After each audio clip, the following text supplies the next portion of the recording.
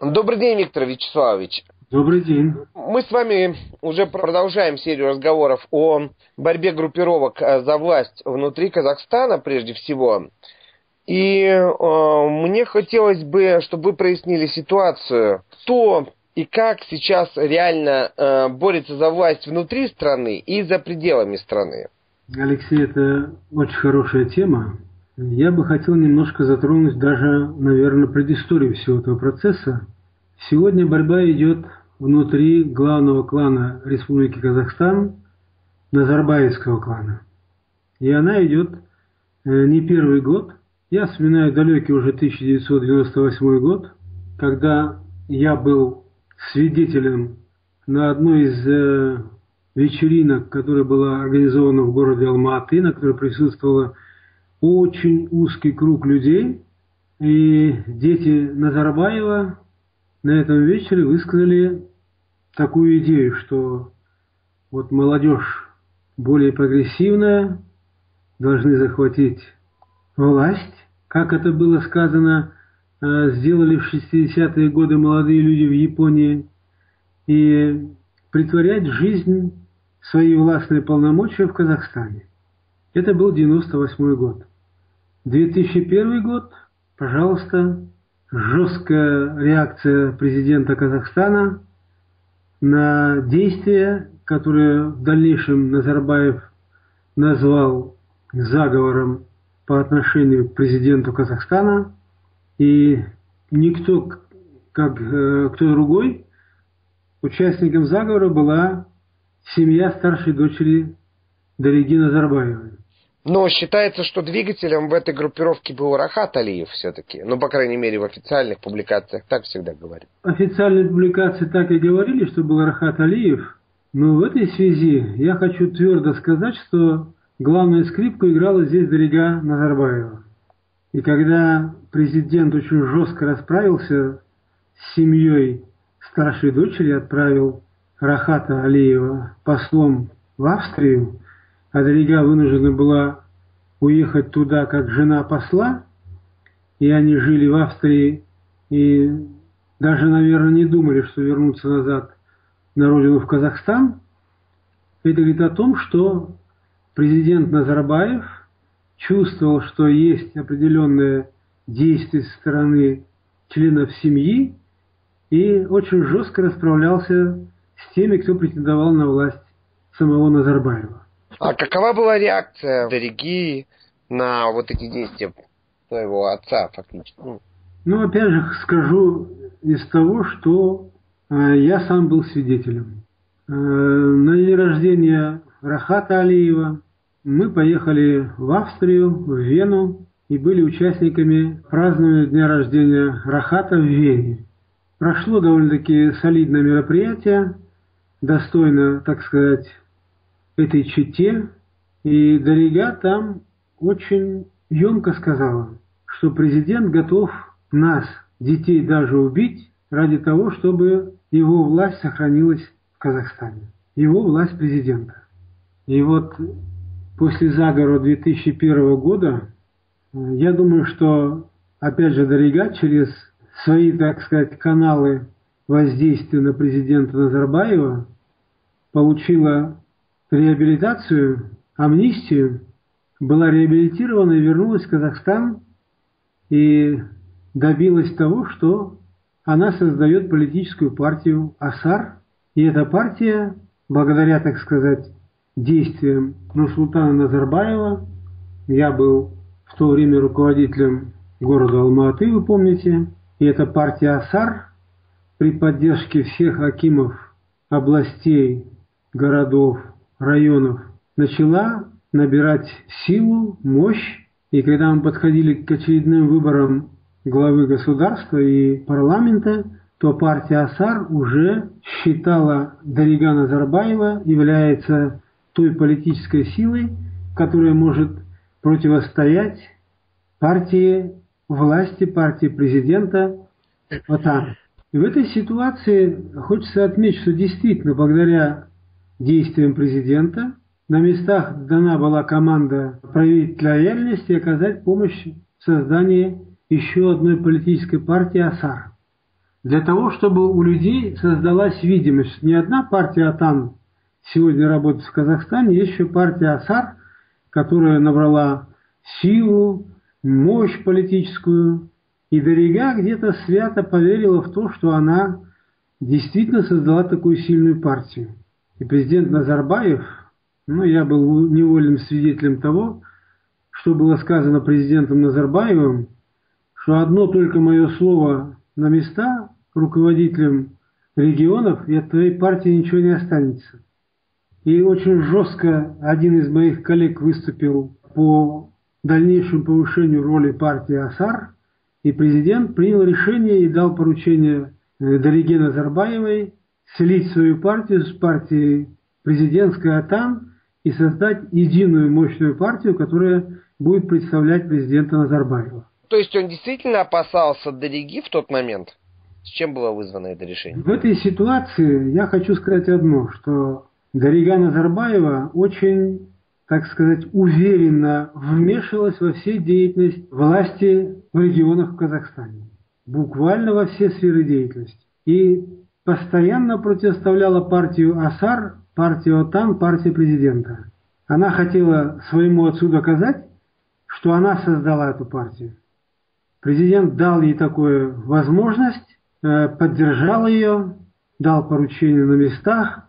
И в этот момент, когда говоришь «хорошо, хорошо», и вдруг начинаешь в это верить, что все хорошо, Дарига в это поверила. И получила то, что она должна была получить. И после того, как партии были объединены, и была создана одна партия, было сказано, что Дарига будет заниматься в парламенте. Поэтому была, конечно, при определенных обстоятельствах дальнейшее развитие противостояния двух партий зыбкая ситуация. Это однозначно, поэтому президент принял такое решение. Я к чему это говорю? К тому, что президент дважды расправлялся с самой Даригой Назарбаевой и ее семьей. И в дальнейшем, когда произошло вот то, что произошло с банком, когда Дарига просто-напросто сдала своего бывшего мужа, который попал в немилость, и для этого необходимо было сделать, для того, чтобы поднять авторитет президента в глазах не только казахстанцев, а мирового сообщества, какой он принципиальный. Он даже практически уничтожил семью своей старшей дочери. Вот так принципиально он поступил по отношению к Казахстану и казахстанцам. После того поражения, что называется, Дарига, тем не менее, снова вернулась в большую политику. За этим что стоит сегодня, как вы считаете? Я твердо убежден, что после того, как она сдала своего мужа, она получила финансовые ресурсы, поскольку все-таки бизнес был забран у того же Рахата Алиева, передан Дариге Назарбаевой. И то, что она сегодня появилась в парламенте, в большой политике, это плата президента Назарбаева Дариге за то, что она сдала своего экс-супруга Рахата Алиева. Как сказала очень близкая подруга Дариги здесь, в Женеве, когда я с ней встречался, что после того, что произошло с семьей Дариги Назарбаевой и разводом Дариги с Рахатом, теперь президент чувствует свою вину перед Даригой, и она получает все, что только просит у своего отца. Вот это конкретно говорит о том, что сегодня есть на политическом Олимпе президента Назарбаева. Но ведь есть еще и вторая дочь Динара, то есть какие взаимоотношения здесь между двумя сестрами? Я хочу сказать, что с самого первого момента была очень жесткая зависть со стороны Дариги Назарбаевой по отношению к Динаре Кулебаевой. Почему? Как она сама сказала, я сам лично это слышал, что папа все отдал Тимуру. Тимур очень богатый сегодня, у него много денег. Динара, глупышка, не понимает, что придет какое-то время, и Тимур ее просто бросит, он не будет с ней жить, он найдет себе другую молодую супругу. Динара это не понимает, и между Даригой и Динарой было жесткое, я бы сказал, противостояние. Дарига даже высказалась, как я неправильно поступила. Я обговорила родственников и родителей Рахата Алиева перед своими родителями. И теперь на передний план вышли родители Тимура Кулебаева, и семья Кулебаева сегодня играет первую скрипку после президента Назарбаева. И Дарига призналась, что это моя вина, это я сама так поступила, я поступила непродуманно, опрометчиво. И Дарига завидовала Динаре из-за того, что у них все так гладко, и они сегодня имеют огромные финансовые ресурсы и бизнес в Казахстане. И это противостояние, оно было с первых дней, когда только начали вставать на ноги старшая дочь, средняя дочь, а потом и младшая дочь. И между ними была очень большая зависть по отношению друг к другу. И я уверен, что вот эта идеология по отношению к Тимуру Кулебаеву и к Динаре Кулебаевой, это идет от Дариги Назарбаевой. Как можно оценить взаимоотношения? Здесь еще появился уже Тимур Кулебаев. Вот он как вписывается в эту систему борьбы за власть внутри семьи? Я думаю, что на определенном этапе, когда практически положили на лопатки и уничтожили Рахата Алиева, вы видели, что все в один голос соловьи, которые находились рядом с президентом Назарбаевым, начали петь песни, что преемником будет Тимур Кулебаев. И когда впервые в Швейцарии были обнародованы коррупционные действия Тимура Кулебаева по отношению к продаже Актюбе Мунайгаз китайской компании, и был вскрыт механизм отмывания денег и получения взяток со стороны китайской компании Тимуром Кулебаевым, это вызвало неимоверную реакцию со стороны старшего Кулебаева. Старший Кулебаев уже видел, что Тимур Кулебаев будет президентом Республики Казахстан, что Нурсултан Назарбаев по наследству передаст власть Тимуру Кулебаеву. И вы помните, когда Кулебаев-старший выступил, что нужно стрелять, расстреливать, к стенке ставить и расстреливать тех, кто вот такие вещи пишет про моего сына Тимура Кулебаева. То есть видите, насколько ужесточился сам процесс борьбы за власть, и уже прозвучали открытые угрозы со стороны старшего Кулебаева по отношению к тем, кто обнародовал счета Тимура Кулебаева, кто вскрыл неблаговидные действия Тимура Кулебаева и обнародовал механизм обогащения незаконного Тимуром Кулебаевым, продавая природные ресурсы Казахстана, принадлежащие народу Казахстана в соответствии с основным законом Конституции Республики Казахстан.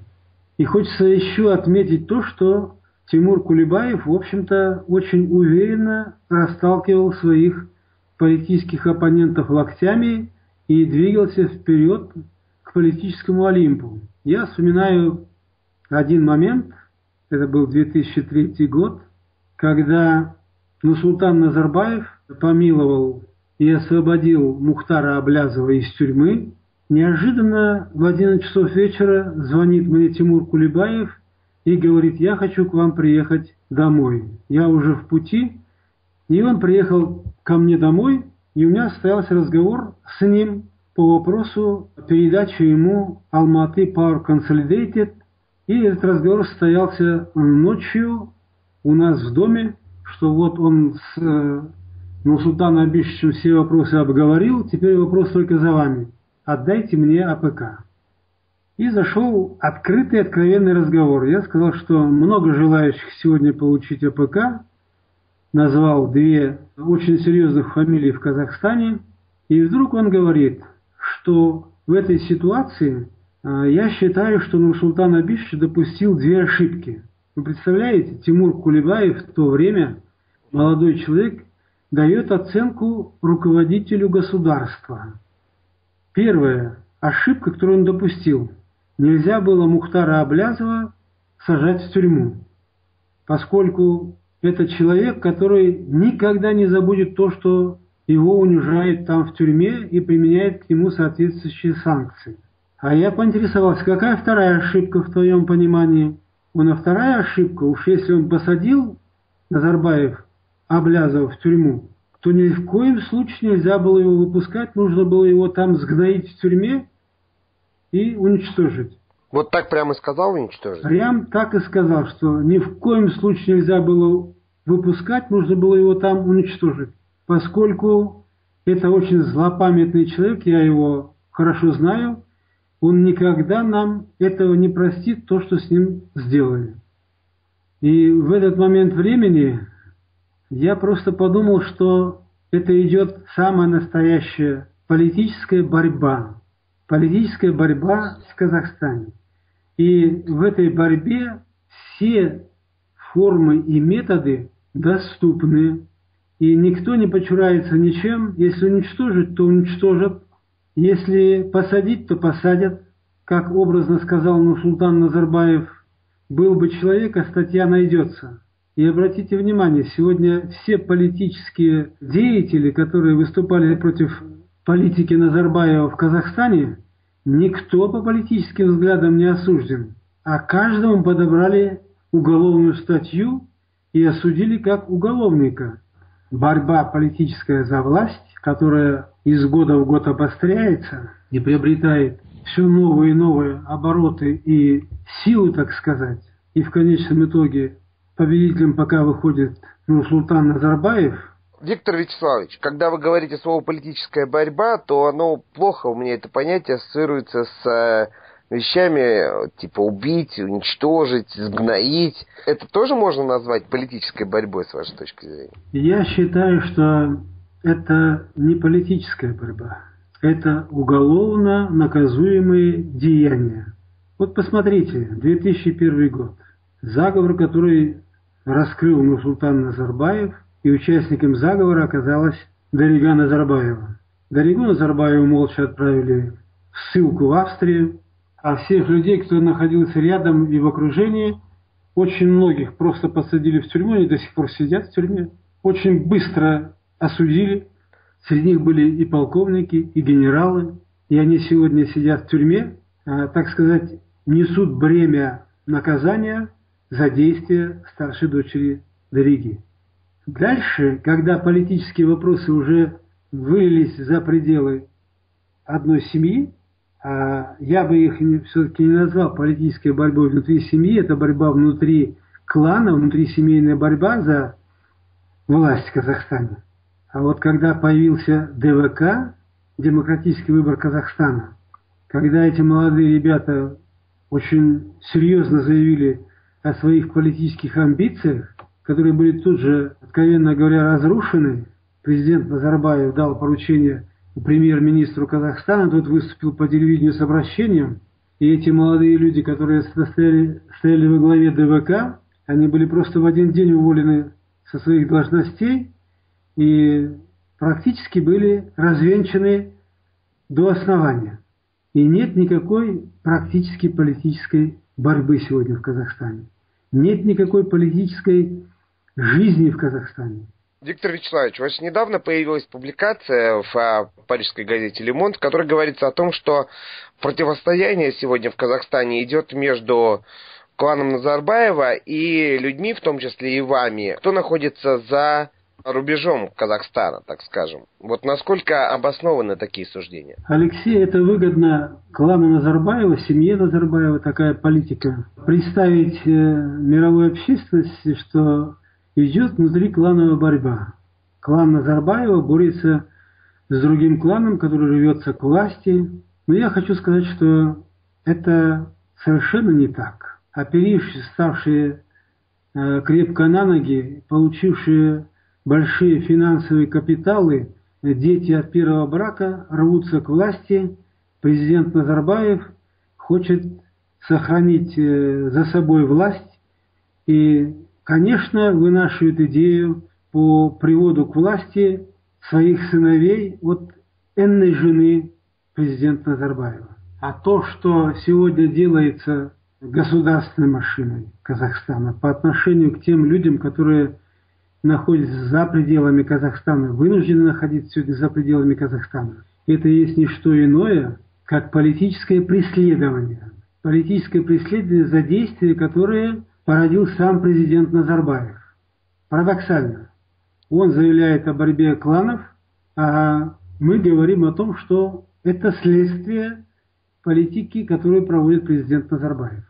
Я увязываю этот процесс с немаловажным фактором. В процессе своего становления и развития Казахстан, мы видели, начал зарабатывать за счет продажи углеводородов, подчеркиваю, продажи углеводородов. Добывающая промышленность, как мы видим, она в принципе по объему сегодня соизмерима с промышленностью Казахстана, там 35% и здесь 35%. Примерно на такой же уровень по объему вышел банковско-финансовый сектор экономики Казахстана, который по ряду причин оказался не полностью под контролем президента Назарбаева. И президент Назарбаев, почувствовав, что молодые ребята, которые возглавляют эти банки, они стали крепко становиться на ноги и получили доступ к большим финансовым ресурсам. И президент Назарбаев разрабатывает программу захвата банковского финансового сектора экономики. Элементарно просто. Подвинули руководителя Казкоммерцбанка, который вынужден был уехать за рубеж и сегодня живет за рубежом. Элементарно просто объявили уголовником Альянсбанк, который сначала выехал за пределы Казахстана, затем с повинной вернулся назад, помилован президентом, банк забран. Точно такие же меры были приняты Коммербанку, Тимирбанку. Точно такие же меры были приняты к Валют-Транзитбанку. Точно такие же драконовские методы применили и к Туран-Алембанку, который являлся одним из сильных банков Казахстана и по объему одним из главных банков Казахстана.